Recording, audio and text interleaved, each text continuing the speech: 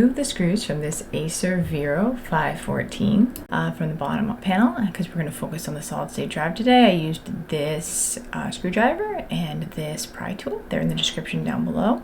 If you struggle with this, you can always look up a disassembly video, but we are going to focus on the actual removal and installation of the solid state drive. So first thing you want to do is you're going to want to detach the battery by removing this plug, by not pulling on the wires, ladies and gentlemen, but pulling on the tabs on the side.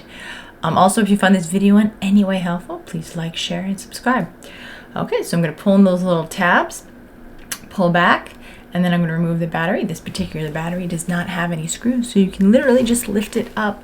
A lot of them you would have to remove screws all along the side before doing that.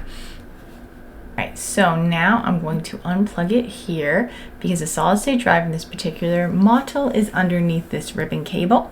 I'm going to pull back on the back flap right here, being careful because these particular kind of port do break easily, and then I'm going to pull this ribbon cable out gently, and there is my solid state drive, as you can see.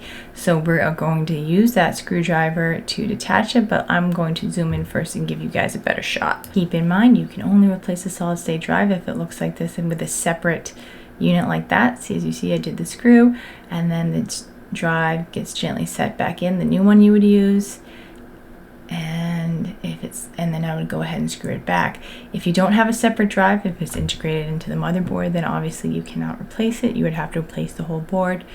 Also keep in mind, if you install a brand new solid state drive, then you would have to reinstall the operating system. I'm just going to take it out and put it back in again, just so you can see it one more time, just like so, and then set it back in. So it's pretty easy, not a hard thing to do, and it's actually a really good thing to know how to do.